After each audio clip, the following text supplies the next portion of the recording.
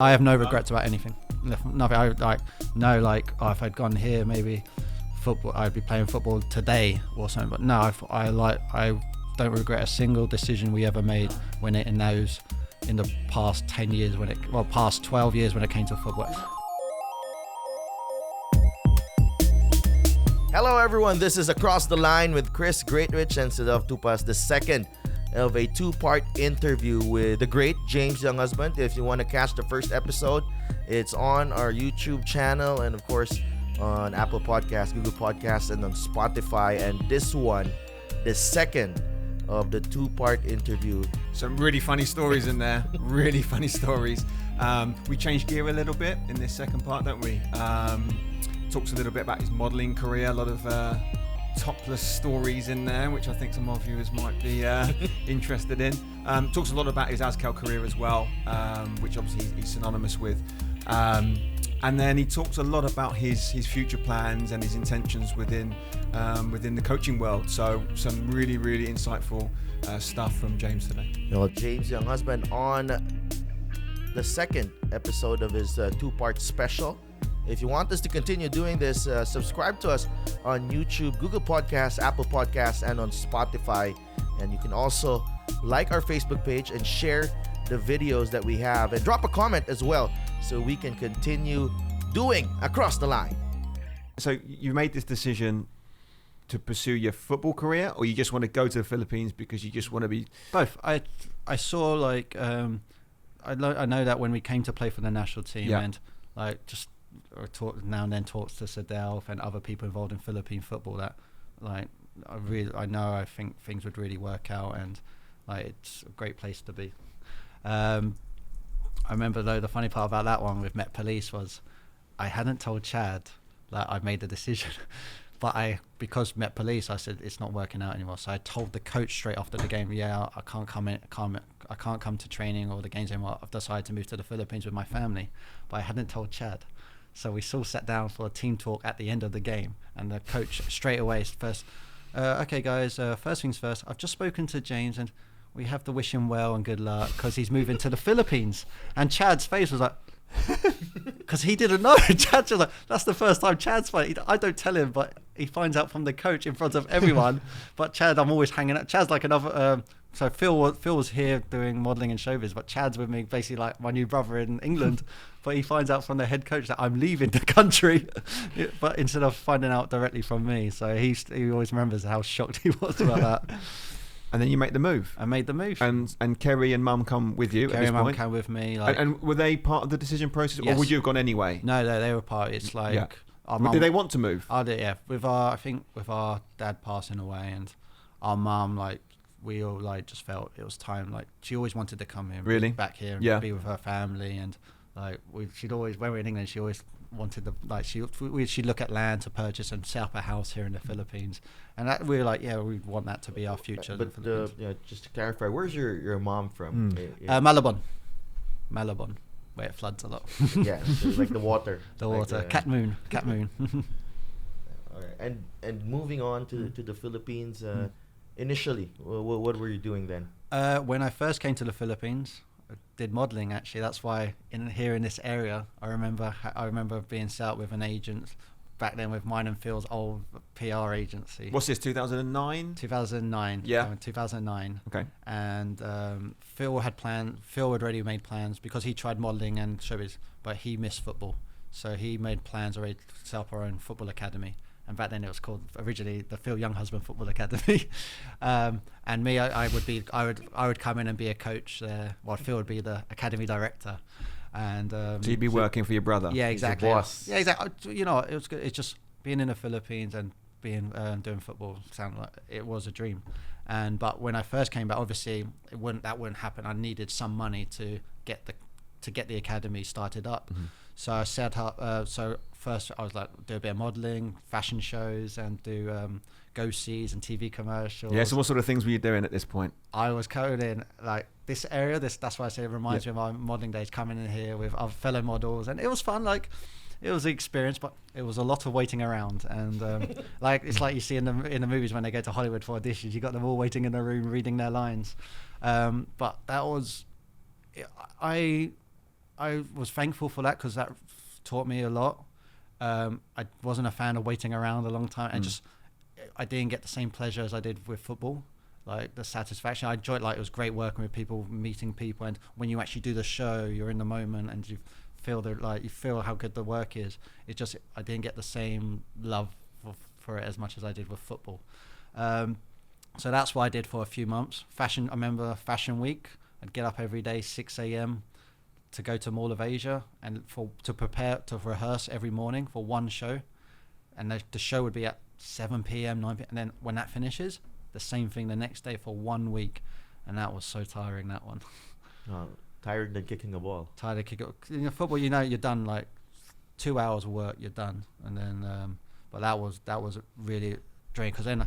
I got a funny story with that one as well. You laugh at this one. People will laugh at me for this one, but I'll share it because I don't care about sharing it anymore. I've told people I'm close with already. I remember for one show, it was a bench show, and it was a topless. It was an underwear show. This is what I want to hear. This is an underwear show. This is the juicy part. Juicy part, and the guy, the director, I loved him. He was fantastic. He really encouraged me. His name's Ariel. I remember seeing him after Azkals blew up, and we were hugging and everything. He's like, "I'm so proud of you," but. I remember this one. He gave me a great opportunity. He goes, "I want you to be the star, the finale." I went, "Really, me?" So he's like, "Yeah." So everyone will do their walk, and then you'll do your assigned walk. But I want you to be the last one out. It's good because I had if you go online, you'll see it on Google somewhere. I had jeans on and the bench underwear, and then so I walk around, and then but he's like, "I want you to finish with your arms crossed over your back like this." So I was like, "Oh, really?" And in the rehearsals, I've got my full clothes on, but during the show, it's going to be topless. So I did the walk. So I did the practice, and then I'm like, "Oh no, how long have I got? I've got a problem. My arms are a bit hairy under here." So I was like, "All right, we finish after lunch. I've got 4 hours till we go on stage." So I'm like going around the mall, and then I've got some money on me, but I was like, I can't buy to wax it. It's going to cost too much. So I literally go in. I think I found like a Mercury or Watson's, and I bought a razor, and I literally went into the bathroom, got some soap, and got some water, and I was literally shaving in the toilet bowl, and it worked out pretty well actually. So that was a pretty do it on the moment because I was like, no way is it going to look good. I actually was working out quite well then, and I was working out in the gym every day with my brother 3 hours a day, like getting big, but it didn't look good if I crossed my arms out and then these big bushes come out.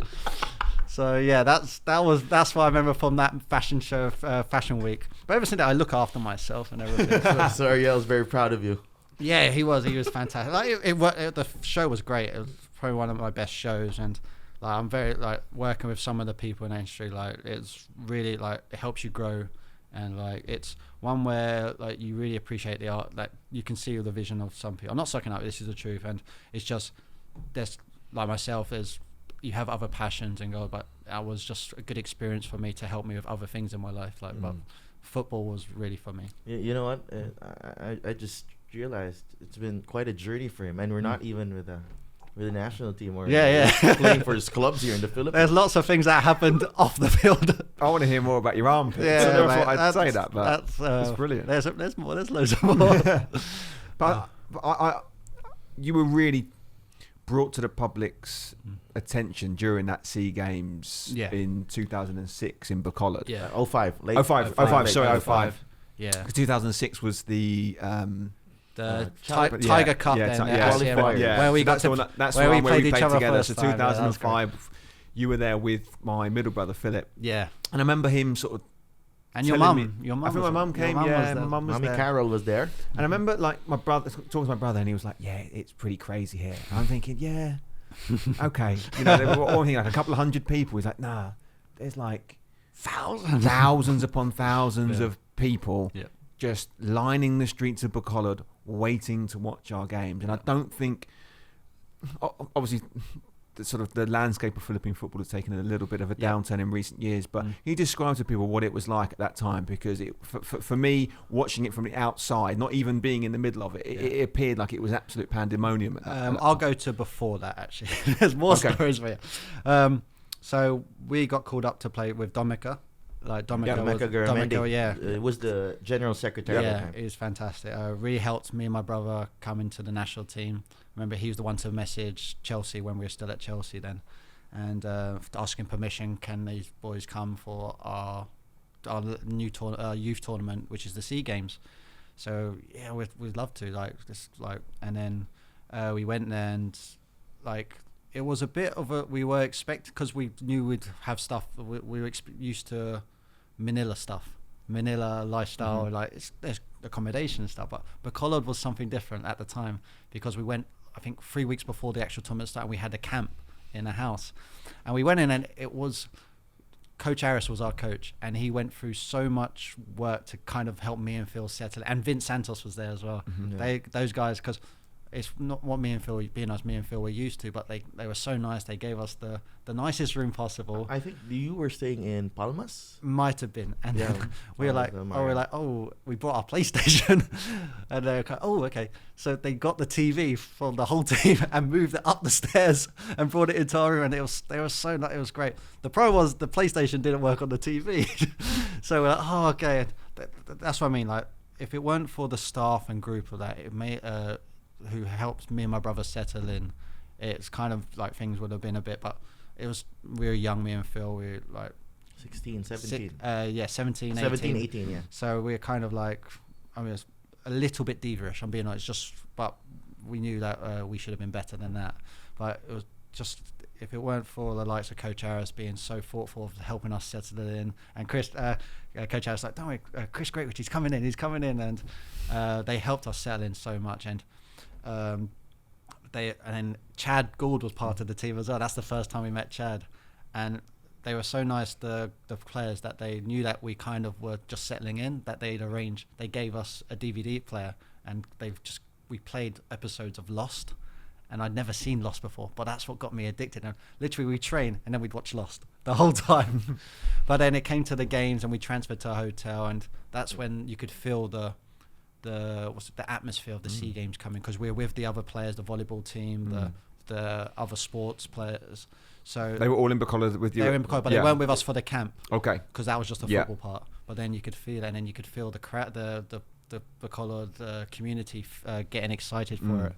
And then came to the game, and then you just maybe, I don't know how much, maybe 20,000 like people. Yeah, Banad was packed. You had people climbing the trees. Yeah, I remember seeing that the pictures of the people in the trees. And that's what I mean. And then you just like, that's what gets you into football at a young age. Seeing, like, getting this excitement of, it's the show and the excitement, and you could feel the energy of the crowd even when you just get the ball, like the place erupts. And that's what I mean. That's why today I'd like to see football get to that level again. I think that was a great turning point for Philippine football, them, and getting introduced to the Filipino football fans. I think it really got a lot of interest. That was my first interview with you guys. Yeah, I remember. Kundutel. Yeah. And Kundutel. Yeah. The funny thing was, I remember them. Like, I was wearing my England jersey. I was a big fan of the Wayne Rooney that time. and then when I got to interview them, they're wearing the Philippine flag on their chest. Like, it's the other way around, huh? But that was a really great time. I think back then, the SEA Games, we're having the SEA Games this year, in November. But Bacolod really had the prime events in the SEA Games. Like, they had football, they had boxing, and volleyball, beach and indoor volleyball. But can you imagine them having volleyball now? But of course, that was a long time ago. It was a great time. It was really exactly. great time. That's what I mean. That whole experience, like, that's the moment we're like, because it was sort of like, if we play for the Philippines, you can't play for England anymore. But right now, after this time, we're just Philippines. Like, we're committed to play for the Philippines national team. It was great. It was really like one of my best tournaments. The president watched one of your games. Yes, I remember.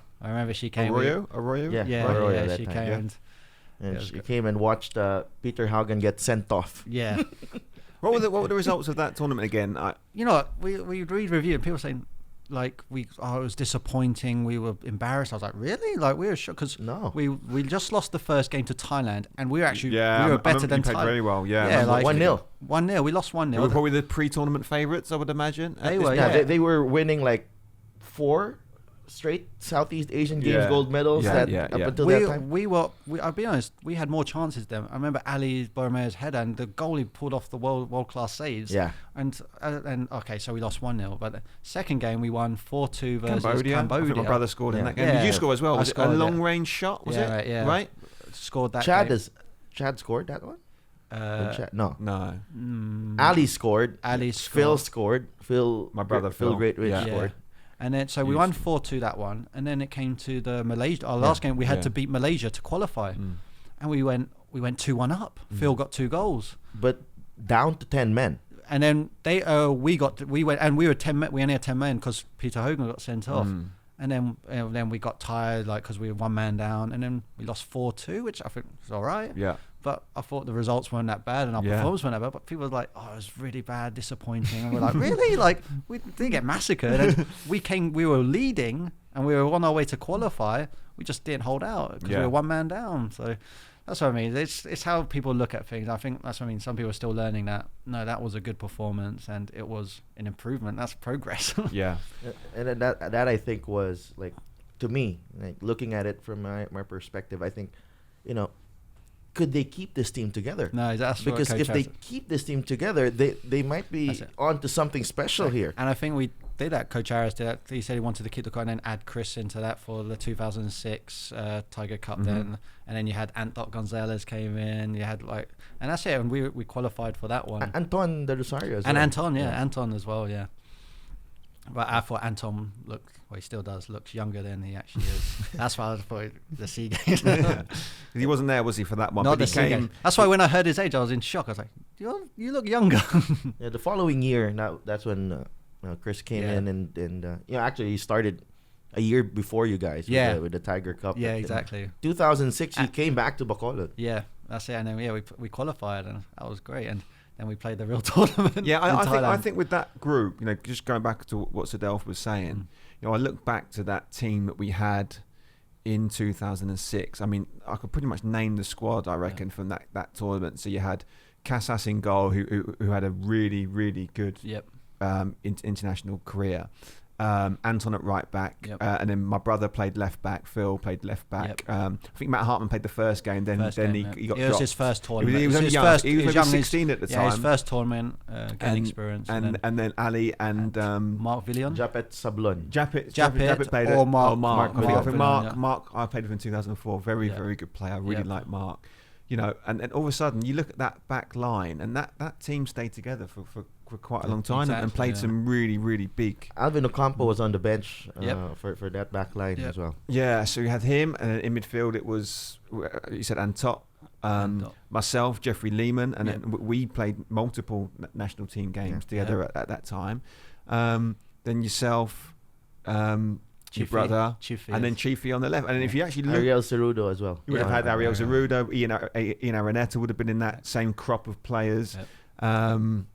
You look at that group, and actually, although that was back in 2006, ultimately a lot of those players would go on and be in the squad for the Miracle in Hanoi in 2010. So I think, like you said, when you actually look back at the sort of the journey of Philippine football, that kind of 2005-2006 period, under Coach Arias really was a watershed moment in Philippine football. Yeah, exactly. Were you aware at the time that something big was happening, or did you think, oh, this is not a bad team, let's see if we can keep this group together? No, I got a feeling because we'd have regular conversation, because we're new to the team, Coach Arias would sit me and my brother down and explain the plan, and because it was great communication between helping us settle in and the head coach, and he was explaining we're building towards this is the plan, this generation of players, this is the plan exactly. And so that what did he say to you? No, just he's he would always show us the team he's looking to build. Yeah. And obviously yourself coming in and me and Phil, where our parts are and what he would like us to do, when we get the ball, what we're looking to do, and this player this is their strengths, this is what will work. And you could, and then obviously we had the tournaments, but then what also helped was when we'd have little get-togethers in Manila with Ali and Anton.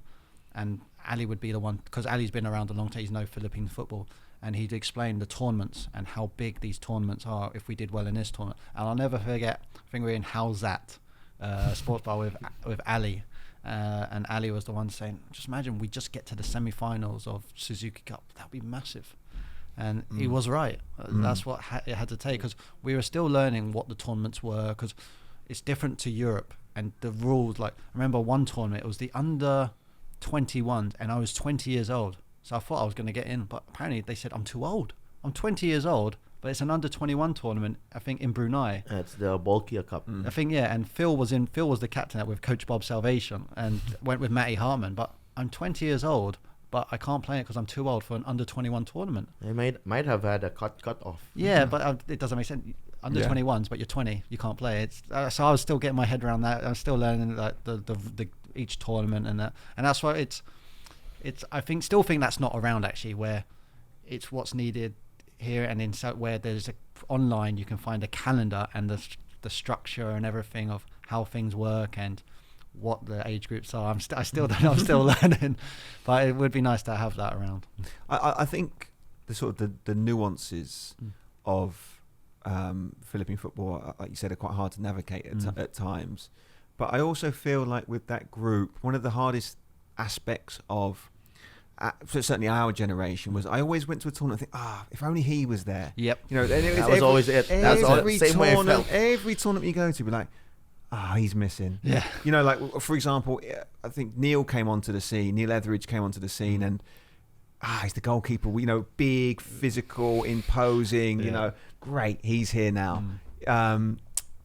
And that was for the one in, it was actually my first trip to Iloilo. That would have been the 2008 qualifiers, right? Coach Norman. Coach Norman, Federico, yeah. And, you know, and Still the only unbeaten coach in Azkals history. And you know, I look back to that tournament and I think, wow, what a great crop of players. But again, just certain things didn't quite go our way. Yep. Obviously, we went out on goal difference or goal scored. Yeah, we hadn't goals scored. We hadn't scored enough goals in the final game. And as well, we didn't concede a goal the whole tournament. We didn't concede. Yeah, the thing that I think the hard thing with that tournament was the first game, Brunei, where it flooded, and we have to play the game. Well, I remember I basically scored 2 goals. Yeah. I remember I'd flown in the day before. I came in pretty good shape. Yeah. And I just got off the plane and played the next day. And I remember within sort of the first 5 minutes of the game, I remember I was one-on-one with the goalkeeper. Or the pass came to me. I was right in front of the goal. I passed the ball past the goalkeeper, and I run away to celebrate, and the ball gets stuck in the puddle. And that's it. That's what a game where we needed lots of goals. The conditions were it was just a battle. I think Phil missed the penalty as well, and it was like the penalty spot was like in basically in a puddle. I remember that. And then Chiefy scored in that one, but he had to really push the ball. That was my shot again. That was my shot again. I shot again after I missed the one that landed in the puddle. So a game where we needed a tournament that we lost out on goal difference. We were kind of handicapped because the first game the field wasn't suitable to score loads of goals in. So. But that was a pretty good team actually. Very good team. Well, the one that sticks out for me in that tournament as well is our second game against Tajikistan. Yeah. Which I think to this day is one of the best performances. Exactly. I think we went down one man. We had 10 men. Jason Cordova sent off in the 30th minute. Yeah. Was it 0-0 was it? Yeah. 0-0. And like they were a good team. They were a big Very guys. Good team. And then Anton's incident in the lobby. Yeah. Where that time they were the runners up in the AFC Challenge Cup going in to that tournament. So that was a good, pretty good performance. Yeah. Well, to tell the listeners what happened in that game, because I can remember that game vividly. Yeah. I roughly remember. I think we had nice bits of good play where we needed to score. We were a bit unlucky during the game, but it got a little bit heated, didn't it? Yeah, it did. Like little fights, obviously because they were the ones top of the table, the favourites as well in the group. Yeah, and then we were obviously competing against them. I mean, it got a bit feisty, and again, that's where we had one player sent up. I think one of our players may have headbutted. Yeah, Jason. I think he punched him. Maybe punched him.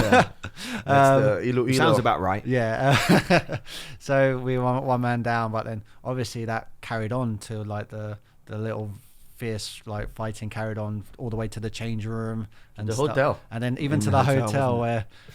I wasn't there, but we went for a walk and I came back and you see all this commotion. Were you there? Yeah, I was in the hotel. Go on, you explain it. So now we weren't there. I was seeing Anton going to the elevator. Yeah. And he was like, all the Tajikistan players, like I thought they were gonna beat him up. He was like, Ali was there with him. But, they were outnumbered.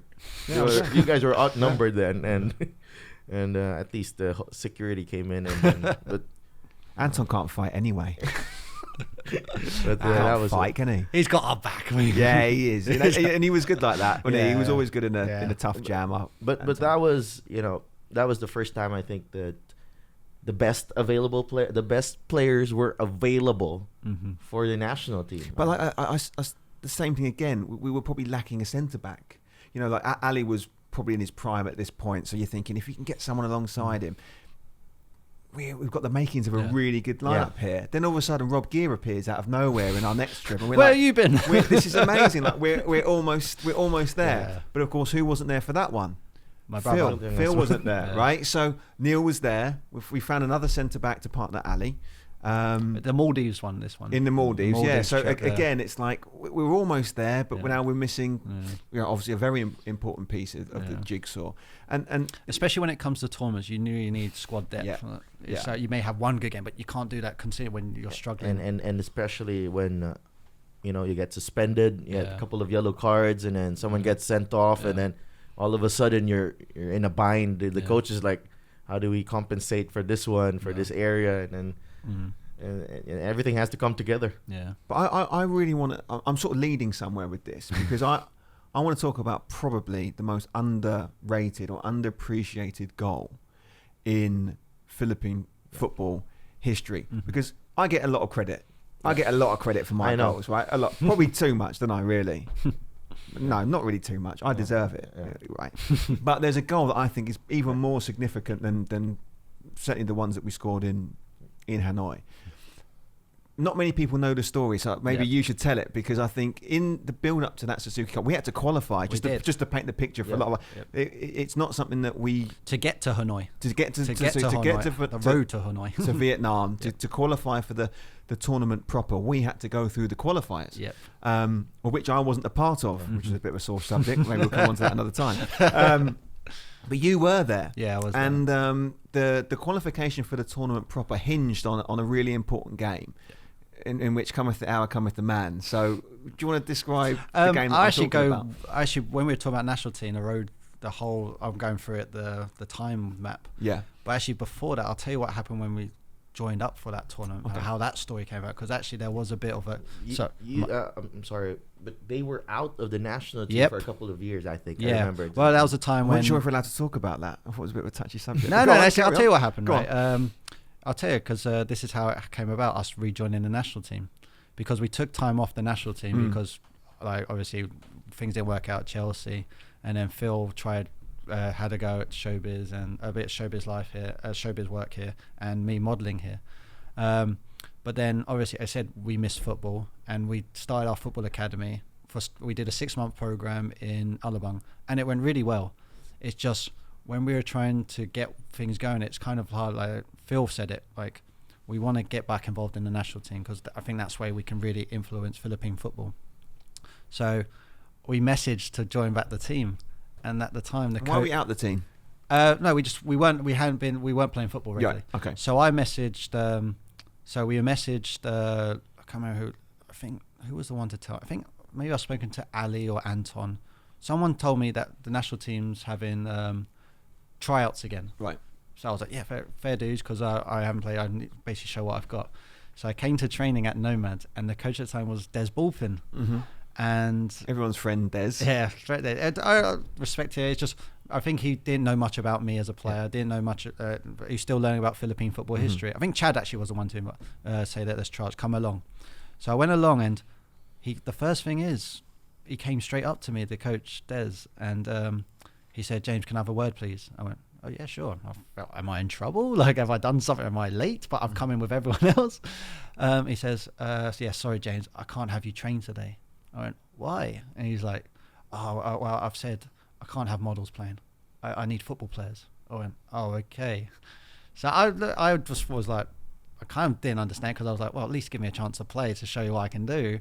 But I think he just maybe didn't know much about my football career, but he just thought I was just a model. So that's how it started. So at the end, I ended up being a ball boy in training. I was fetching the balls. Anton was looking at me, what the hell, bro? Because he was confused as well, and I was just like, yeah, I've been told I can't. And then so that happened, and that was Ace's first first work with the national team. So Ace Bright. Ace Bright. And Ace, I remember Ace messaging me, "Hi James, I'm Ace. Team work with the team. Just let you know, it's great to work, and I hope you can rejoin the national team." And I thought that was really nice of Ace because it made me feel a bit better because I was a bit disappointed I couldn't train. So a couple of months went by, and then we get a message from Anton and Ali that they're having dinner with Dan Palami. And so me and my brother joined Dan and Ace for dinner in Shangri-La, and Des was there, Des Bulpin. And to be fair to Des, he actually apologized to myself, and he just said, "Sorry James, I didn't know what your background was. I didn't know the situation. I apologize. I shouldn't have done that." But yeah, and the plan was to get us all back involved in the national team and start preparing for the upcoming Suzuki Long Ten Cup and Suzuki Cup. So we were great to be back involved. But then Des wasn't the coach anymore, and so and then Simon McMiniman was brought on board, and then we started preparing for the tournament. And remember, every Monday, Tuesday, Wednesday, we train at International School Manila on Artifit, and it was really great preparation. And to be honest, it was great because I remember training, and we'd go home and eat, and with our mum prepared food for me and my brother, and started to feel like a footballer again. There's some good feelings coming along. And move on to Lao, and then we played in Long Ten Cup, and then did okay, good preparation, and then the next one was Suzuki Cup, and what was the first game? Timor-Leste. What was the score? 5-0. 5-0. Hat-trick by Ian Araneta. Yes. Were you even there? Yes, I was. You sure? Sorry, right, there's been a lot of games. So we played that one. And so that was a great start. And even with the hotel really alive at 3 a.m. Huh? Yeah. At the Don Chan Palace. Yeah, The third floor was really a party place, and we were living in the 5th or 6th floor, and like you could hear the music from your room. But then, so that was our first game. And then Lao came up, and that was the hosts, weren't they? Now that you played Cambodia, you had to play Lao. Lao were good. Lao were very strong, and we were a bit caught because we were high in confidence. We won 5-0 tournament. That was a great start in the tournament. And then we played Lao, and we went 2-0 down in the first half, and their second goal was a worldie goal. A guy called it half volley. Yeah. Neil's a big guy, and Neil was like stretching for it, and I was like, 2-0 down, and it was quite a little bit intimidating because it was going to be a rough game because they were quite physical, leaving in foot, so it's hard to get back into the game and that. And then I remember and then second half, Coach Simon spoke to us, and then we went out and we actually started to do the right things. And I remember we got a penalty. Ian got fouled. That soft penalty, in my opinion, but the ref gave it. That's football. So Phil took it. 2-1. We're back in it. 74th minute. 74th minute, and then came to so we're 2-1 down, and we needed to win this game, or not win this game. We needed to get something from this game, and I remember Neil getting a goal kick, near the half line, and we're like, put everyone in the box. It's not near the end of the game, and then I remember Neil just hit clipping it in, and I remember it just I know the ball went in the net, but I actually don't remember it, the feeling of it hitting my head. I just remember just jumping up and it just went in, and the goalie came out a bit, but he couldn't have got it. But it was nice to get that goal. How late was it? 94th minute. So that's 1 point we gained from that, and then we knew that then it came to our last game. Was it our last Cambodia? The Cambodia, and we were so nervous in that game. But that game, it was ended goalless, but they were probably down to the bare bones because the players were injured. Yep. Jason was out because of a suspension. Manny Ott was really young. Yeah. He was probably 18 then. Yeah, exactly. And so getting that 1 point helped us qualify. And without that goal, none of this would have happened. No, exactly. We wouldn't have been sitting here. We wouldn't have gone to Hanoi. So you're right. Yeah, very thankful, mate, that you bring that goal up. But yeah, I was just when it comes up, people say, how's it feel to score? I love scoring, but I really do just winning. I want to win, and I want the teams to do well because I know as a group it's better to share glory with as a group. And that feeling of scoring that guy and everyone running towards you, and just you live in that moment. And it reminds me of Hanoi, when you scored your goal, mate, and then just that feeling of hugging each other. I know it's a lot of touching, but it's just you feel part of something, and it really feels good. But that's true, Chris. Probably the most underrated goal in the history of the Azkals was that goal, because I remember Twitter wasn't popular then. Because it wasn't shown live. Yeah. That was the qualifiers. Yeah. What I was reporting from there, and at halftime I would go down to the media center where there's Wi-Fi, and then type all the chances, all the updates, and send it to someone who's running the Filipino football blog spot website, and then he's like, he's gonna put it there, and then go back and watch the second half, and then go down again. But really, at 2-0, I thought it was like, oh, this is the same story. I've seen this. I've seen this before. Like we're gonna lose to Lao, and then it's gonna be another sad a flight home. But that goal was so significant. Yeah, thanks so much for bringing it. But I'm not trying to balance out, but I think your goal, Pal, against Singapore's underrated as well. Like, remember that first game? Is it because you passed it to me? Yes, I like to sing Is that. it? That's Okay. why I said I like to assist players as well. Yourself. Because I remember that game, and it was like Singapore, like they're a big deal. They're a big deal when it comes to football in Southeast Asia. Strong. They were strong. They've got players. They got lots of their players over 100 caps, and that same team won it 2 years later. Exactly. People forget that. Yeah, exactly. They were no mugs. Exactly. And so when we played the first opening game, I think it's hard because we're very Americanized here with sports here. So people are aware of a tie, like equalising, and that 1 point, how valuable that 1 point is, or that one goal, like to equalise, and especially in the dying minutes of a game, that drama, it's like a buzzer shot. Yeah, but me, it was hard to justify to my editors. He was like, "Boss, that was an equalizer right at the death. Yeah. It's a big deal. It's 1 point against Singapore." Yes. Oh yeah, you just write it tomorrow. We'll wait for it tomorrow. Don't worry. Paper is close. Don't rush. Don't stress yourself out. But yeah, I remember that. Like, I find it funny with your goal. Well, actually, a bit different Vietnam because there was a full stay there. But that Singapore game made me laugh because I remember we were Vietnam were the host, but they were playing after us.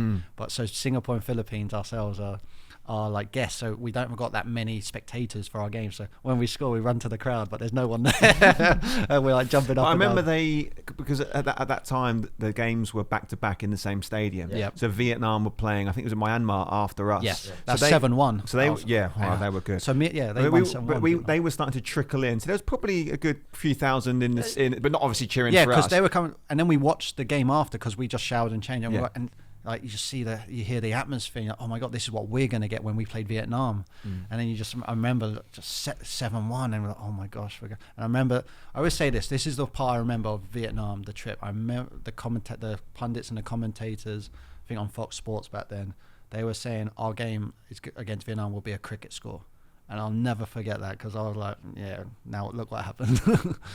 But that goal against Singapore, because I remember it was all over you guys. Like, Yeah. oh my God, Neil's been using his face, using every part of his body, and they had Alexander Durek. Yeah. He was old, but he was Effective. still. he was effective. top level, man.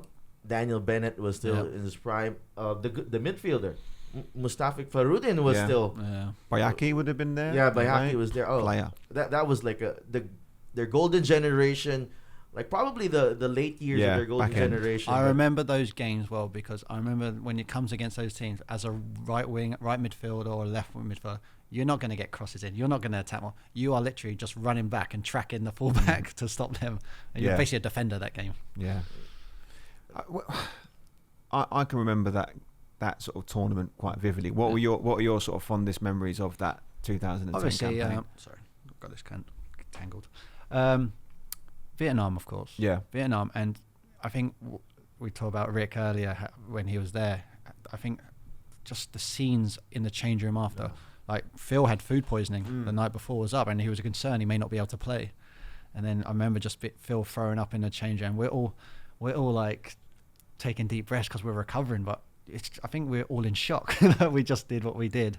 And I remember the guys. That's why you had the guys on the bench who had not played, but they were so happy as well. There was no one angry, not happy to be. There was no one not happy to be involved. That's how good that group was.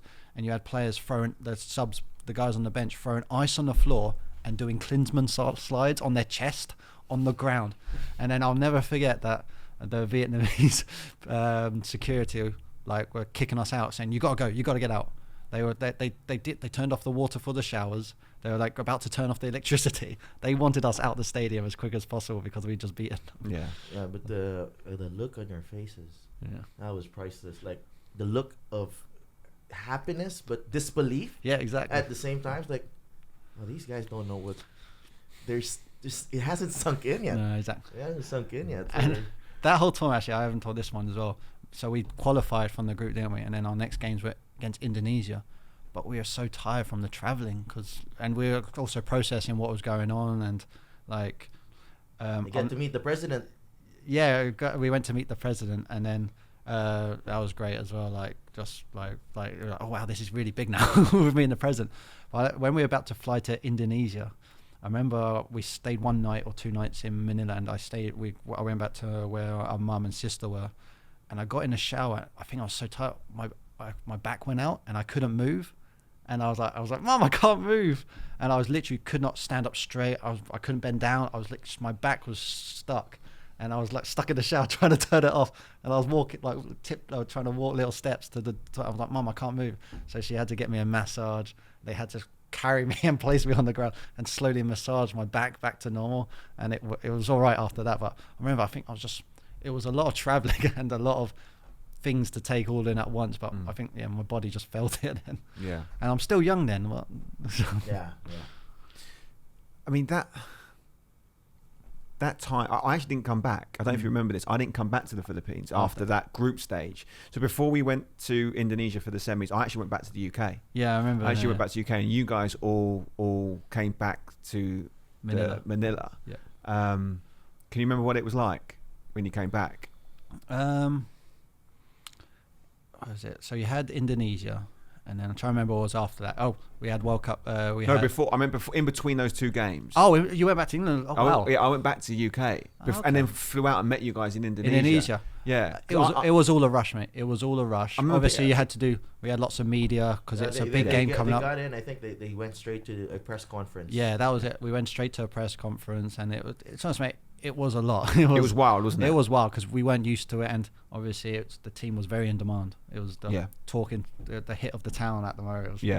We were the hottest things on the planet at that time. In the planet. Yeah, you're right, man. So it was a lot. I can't remember exactly, but because there was a lot to take in. I remember there was. We were trying to remain focused. To be honest, we were trying to remain focused on the football. Yeah, but I think Twitter was quite big at that time. I think that's when it started to come in. I know what happened actually. I remember one time. We had a training session at UMAC, and that's when UMAC was. Everyone was coming to University of Makati football field. And I remember we were all like, wow. I remember Phil and Simon and me having a little disagreement over something because obviously Phil, you've got a big crowd. You want to not show off, but you want to impress the crowd a bit. And so Phil and I think some other players, they just started shooting the ball at the goal without warming up. And imagine you get injured. And Simon and me, it's like, hey Phil, stop that. Warm up first, and Phil's like, and so just take the bollock in. It was right because it's hard because you've got a crowd there and you want to really make the most of the moment because you don't know how long it's going to last. That was a good times. We had all going to Indonesia, playing at the Bung Karno with 90,000 people there. That game. It was just something else. Just remember trying to talk to each other on the field. Literally, you could be half a meter apart. You couldn't hear it. You had to go over and shout in their ear. It was that loud, and I'm just incredible moment. That's why I really hope we get there again, and younger kids can experience that because that's something as a footballer you have to experience that. I think jumping off from that one, it's really curious. I'm really curious on this one. There was an offer from Indonesia after that, but then you spurned that offer, you and your brother, and opted to stay here and sign for Meralco. Yeah. How close were you Very close. from signing the Indonesian club? Yeah. What had happened? So we played the games in the semi-finals in Indonesia, and then obviously you had some agents, some clubs from Indonesia approach us after the game and approach to us the management of the Azkals, and we didn't have an official agent then. So obviously we let them, the management of Azkals, handle that, and they came to us. We're like, yeah, it sounds good. Just send us the offer sheet, and they sent it. It was really good, because there was at the time, yes, football, we gained a lot of popularity Azkals wise, but in terms of local football, there was no established wasn't a professional league. No professional league. UFL was doing great. It was great, but I don't think in terms of finances yet it was there. That wasn't your primary source of income, was it? No, it wasn't. We even came to a point where it was me and Dan Palami was actually asking what mine and my brother's plans were, and we were like, we love playing with the national team. It's just we may have to we can't commit full time yet because we're the breadwinners of the family, and we want to focus on our football academy. So Dan really helped us out a lot. He wanted to keep us in the national team. We're very thankful for that.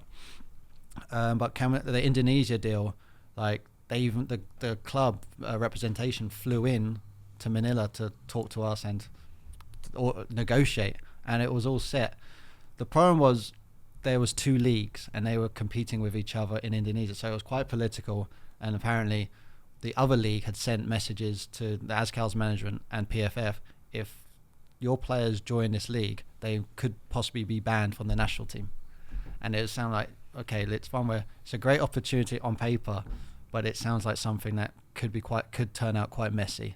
So obviously we kind of like were a bit, and then we got a phone. We actually spoke to some people who worked for who did work for Smart Communications here, and they were telling us that MVP Manny Paninan wants to set up a football team as well. Would you guys be interested? And we're like, yeah, very interested. Live in the Philippines and play football. And obviously that team turned out to be Morocco. And then I met with Randy Rojas, went to his office, and they presented their plan, and that's when we decided to stay here in the Philippines and pursue football here.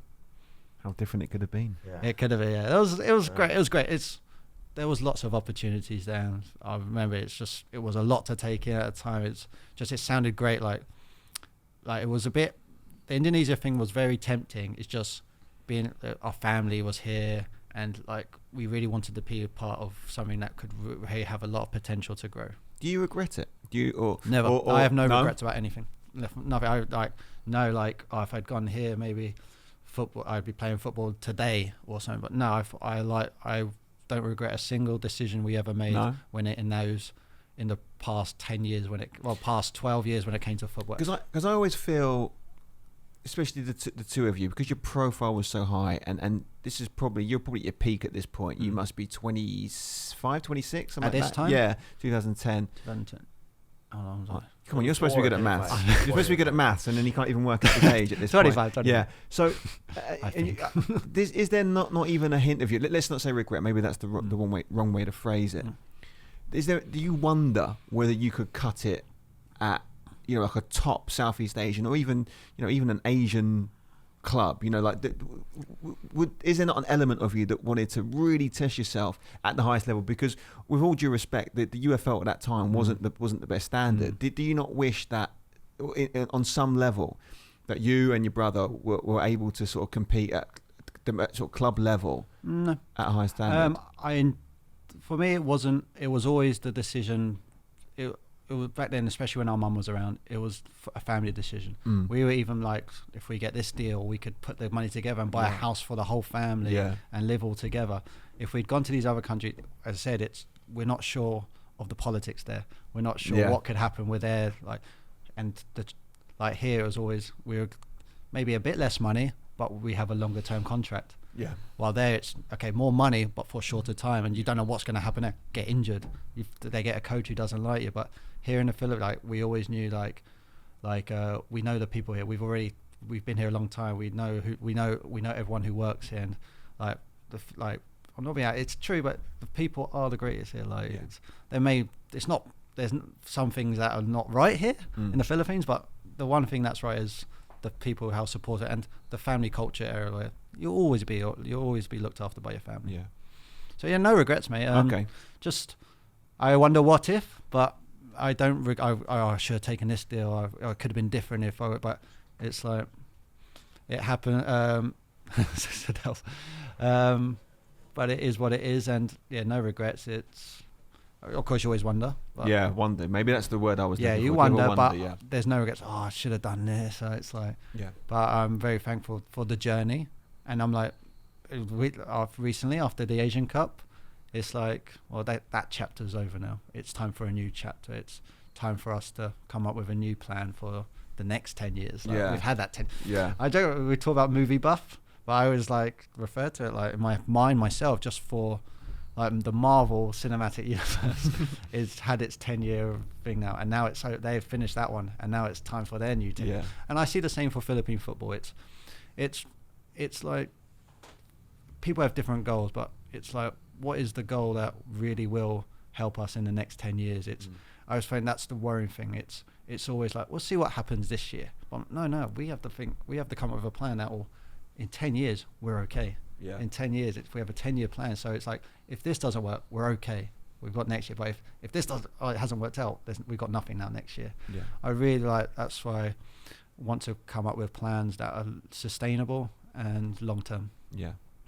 Okay. But yeah, but I am 32 now, and like, you're one of my idols. So looking correct, of course, you and me, we had a good conversation at the wedding. It's just I still can play, but it's like one way I know it's not about me now. It's not about my development. My long-term plan is maybe to get involved in coaching. Mm-hmm. But obviously I want, like, you only can play to a certain age, but obviously you want to play as much as you can. Yeah.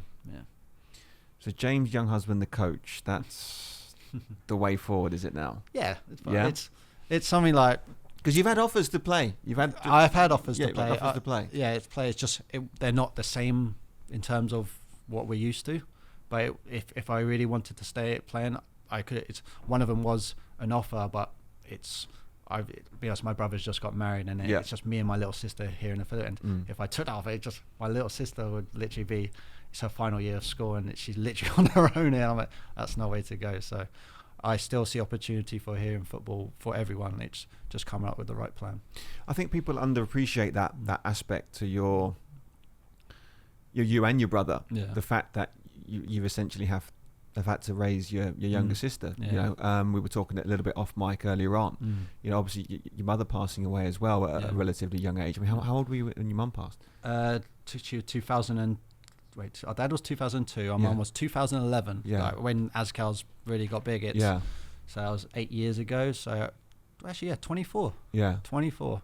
And since then, you've essentially, you and your brother have had to raise your sister. Us three, yep. And I think that's a huge responsibility and something that you probably don't get enough credit for. Because Cheers, I think, you know, you use the term orphans, you and your brother, and that evokes certain images, and you think, you know, like Annie or something like that, and you think, I'll sing. But I'll it's sing true. a bit. But it is true. Yeah. You know, you've had to raise, and I'm not saying that was part of the decision-making process, because you've been quite clear that you said you wanted to stay here for multiple reasons. Yeah, exactly. But the fact that you have done it, and you stood by Kerry, Yeah. and you've been there to raise her, and she's, you know, she's obviously turned into a young woman now, Yeah, she is, and I think you should be commended for that, Yeah, because cheers, that's is a very honourable and noble thing that you and your brother have done, and I think that's something that should never be overlooked, because thank you. that's one of the things that I think, as you said earlier, it makes you who you are. Yeah. And Exactly. you know, you've done a really great job with that. Cheers, mate. Thank Okay. you. But But I also want to find out a little bit about what the future holds for you, Yeah. because like you said, Kerry's older, yep. right? So she's, I don't know, when she's going to You know, leave the nest. Your advice to I'm me. I not remember sure. we were talking about this. I asked you, what's your plans like with Nico? And you're like, well, when he's 18, it's like, you're on your own, son. Like, Is that what? no, it's like Kerry, like with my sister. Like, I know it's like I have empathy for my sister. I like put myself when I was her age, and of course it's different. Like we had scholarships, like we were literally decision time for football at her age. Yeah. With her, so we literally always sit her down and go, "What's your plan? What's your?" And it's good. She has good dreams and she has a plan. It's one where it's implementing that plan. It's like, look, okay, we like with anyone. It's everyone have a guy. It's making those ideas reality, and I think she's at that stage now. So, yeah, it's exciting time. Excited for her to learn like how it works. So you said new chapter for potentially for her with For whatever her, she's going to for do. everyone, for her, for your for brother. us. He's He's married. Sorry, Has got married. Sorry. You know, we'll maybe talk to him. We'll get him on the show and talk about what his plans. Yeah, but, exactly. So that leaves us with you. And you said coaching. What's the sort of the short-term, medium-term, long-term plans for James Younghusband? Because I think you've hinted at it, and I think you've come up with a flat-out admission that you're retiring. But you know, You are? that was when you went to the bathroom. All the revelations came up when you went to the bathroom. But yeah, what are they? What's the sort of short-term? Short-term plan is, to be honest, it's I think we've been playing non-stop for 10 years with the national team, with before UFL, PFL, and what a lot of people don't realise is, in like Europe, for example, there is a season where like regularly there is an off-season part, but then now and then you have the World Cup and you have the European Championships. But with our schedule before, there was no rest. The closest to a rest we got was Christmas, which was 1 week off. And think if you're playing non-stop for a whole year and you got 1 week off, that is not enough. It just, even if you're not, it's mentally tiring. Yeah. So we like, people think, oh, they finished their season. No, there was no end, because when we finished the season, we had Azkals, because we're a Philippine team where we have more games than any national team before. I mean, not this year, but before, because you'd have to do qualifiers to catch up with the big ones. Want to get those ranking points. Exactly. So imagine 10 years where the closest to a holiday is 1 week off, and that's not even enough to mentally recover and get back to it. And so, like, with obviously what happened with Davao this year, like, end of last year, and like we had Asian Cup and didn't quite go according to plan. It was just one where maybe just take what we did before Azkals blew up, maybe take most a year or maybe less, to just really take a step back and do the things that we weren't given a chance to do, like a recovery period. So I've gotten to go to movie premieres, got to go to events, go on vacation, like go to London for brother's wedding and catch up with school friends. So that's what I'm doing at the moment, like sort of like a hiatus, sabbatical. So that's it's like 2009 all over. Yeah, again. that's why I see it. Like, that's going back to we're going again, a new chapter. But then coming to I've spoken to Scott. Scott's been great. Scott Cooper. He's been great. Spoken to like in terms of what my plan is. I want to play football again. It's just finding the right plan rather than just getting a team now, just quickly short. But like if there's a team I want, there has to be a proper plan about it. So as well, I like to see what happens with the local football scene. Like, it's good to take a step back and see what works and what doesn't work. But yeah, my break won't be too long. I would like to get back playing maybe towards the end of this year and prepare again for next year. Just get back into it. Yeah. But coaching wise, I've been with our football academy now and then just to get back into it, and it's a different satisfaction coaching.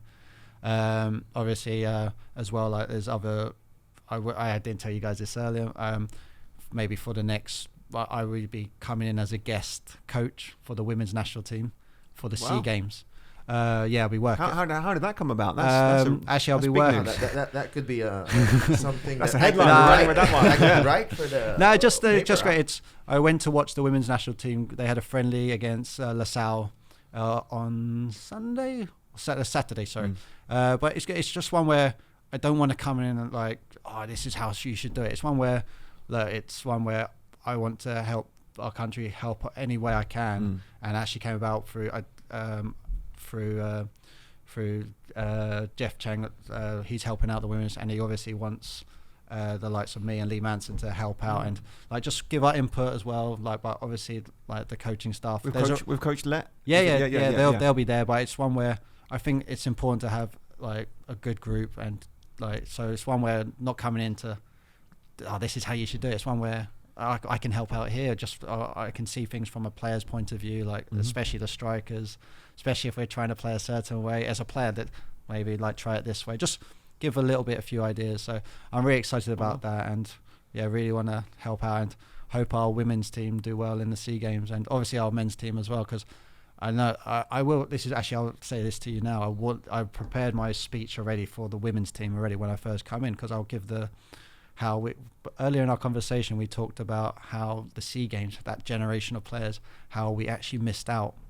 We had the first SEA Games 2005, and then we were getting excited for the next SEA Games, where that would have been your last one, and it would have been my last one, but we couldn't enter because of finances or politics, and just the team. They just didn't want to field you in. So I mean, it's like, so I'll say to these guys, if you get a SEA Game or any opportunity to play, make the most of it, because I see that as a missed opportunity for football here. That we could have got started earlier with Azkals, but like, when you're given opportunity, make the most of it, because we missed out on a golden generation. And so like, I'm excited to help out the SEA Games there, and that's for me, that's experience gaining for coaching already. Like, so I'm getting my coaching experiences already. Big news. Big news actually, but a lot of people don't know, and he told us earlier he could have been playing abroad now. Yeah, we were touching upon that again when you were in the bathroom. Okay. But I think this is bigger news than his prospective move to this country or that country. Next time up. Yeah. Actually, that'll be tomorrow. I think tomorrow morning. You're showing up? Showing up, yeah. It's one where I just help out, like be another guy helping out. Like I said, I'll be ball boy. It's amazing. If it helps, ball boy. If it helps football here, I'll be a ball boy. That's brilliant, mate. Well, congratulations. Thank you very much. And I really look forward to see how that pans out. I think you've got a lot of information to give, and I think the coach's hat will suit you well, because I think, like you said, you've garnered a lot of amazing experience, and for you to be able to impart that on young players or national team players, I think that's really, really important. So cheers. I'm looking forward to see how that progresses with you, and eagerly anticipate the unveiling, because that could be a really, really exciting prospect for women's football here. 101 caps. Was it 1 or 2? 101. 101, yeah. So 101 was in the Asian Cup, right? The last game was 101. 100 was against Vietnam. Got a goal on that one. Yes. And then nice way to mark. Yeah. We lost that one. Are we going to talk about Asian Cup? Maybe that's one for another day. maybe that might be a part 2. That's for his brother. We could do that one. I think, honestly, James, I think we've covered so much ground, and I want to, again, I say this with people a lot. I want to be respectful of your time, because you've given us a lot in this. Thanks, I don't know how long we're going for, but it's been I could go on for more, mate. The time has flown by. Is there anything you want to talk about or sort of mention that we haven't covered already that you want to go over? No, of course I'll say it's fantastic that you've got this going, mate, with Sadelf especially, because I remember you actually asked me to help you out with Little the podcast. did I know you had 2 other things on the go. So, huh? No, it's a great idea, mate, especially with, like, actually I'm looking forward to, I will watch every episode, every second of every episode you guys have. It's fantastic, especially I think with online stuff and with the tools we have. I think we don't, as with football here, we don't utilize it enough. Yeah, and it's fantastic what you guys have set up here. Well, I'm sure the listeners are going to really appreciate you sharing your stories. It's been a tremendous insight. I'll think of a juicier one next time with you. The funny thing is, a lot of people didn't know that he was out collecting. Back in London, his 1 year stint as a bailiff. That should be the. Yeah, I had loads of jobs. What else did I have? I had bailiff. I was a movie extra. It's funny. Okay, I was telling this. I tell the people this story, and they're like, it seems like they don't care. I'm like, actually, that's big stuff. Like, so I was on this TV show as a waiter in my underwear, but I had like a shirt with a tie, but no underwear and boots, and it's like the show was called Material Girl, so it's like a fashion girl becoming a fashion designer in London. and you had like the guy from New Adventures of Superman, Jimmy Olsen, as the American guy. And it was Okay. good to work. So I'm walking past him on the set. I actually dropped the tray, and it was champagne, but it's all ginger ale inside. So I broke that. But there was a girl, right, and she was really nice. Like, she was the main star of the show, and she just was talking to me and like being very friendly. How's my lunch and everything. But I saw she was in a Black Mirror episode. I thought, oh, that's good. She's on that. But her boyfriend on the show, I've just seen that he's one of the main cast in the Black Widow movie. Okay. So like, I'm excited to see him now. I was like, oh, yeah, that's my little claim to fame. Is it? Yeah. Maybe that's your in for your Hollywood. No, exactly, mate. That's Hollywood career, like, 'cause I'm I not think that's too your far away. secret long-term I'm not plan, too really. far. We talk about regrets. Maybe I could have been in Hollywood. That's like a first degree nearing the on the cusp. No, On exactly. the cusp. I'm nearly there. He's in there. I could be there. No, he's a talented actor, really good guy. Like, so it's great to see like people. I get to see other people do well as well, and I hope in Philippine football, like it wasn't like ourselves. We've had our time, and now we're going towards being coaches, mentors for young kids, and I really hope the young generation get the same opportunity like us to play in front of 80, 90,000 fans, and then they can't hear each other. Yeah. Thanks so much for coming on Thanks, the show, James. Christopher. I really Thanks, Adele. appreciate it. Appreciate And, it. Oh yeah, let me know when I can next come up. I'll write down more stories. All right, yeah, I'll include that one next. all right, we've got a lot to. Actually, Can it beat part the shaven armpits? That's one? my number one. Shaven armpits. I've got a haircut one as well. I'll save that one Nobody for the knows. second Nobody knows. part. Actually, I haven't really. Him and Phil would, there have been a lot of incidents with him and Phil, Yeah. especially with the national Phil's team. got ones. So they got a lot of stories yet. Can we not do the wise one? So that's next one. That's a whole episode. Yeah, maybe Phil will have to share those ones. know. Or maybe a I've part got two. more wise ones later. Yeah, and that's about it. Thank you guys. Thank you so Thanks, much. Jimbo. I appreciate you coming Thank on. Thanks for catching Across the Line. If you want us to continue doing more episodes, subscribe to us on YouTube, download our episodes on Google Podcasts, Apple Podcasts, and on Spotify. And also drop a comment para tuloy-tuloy itong Across the Line.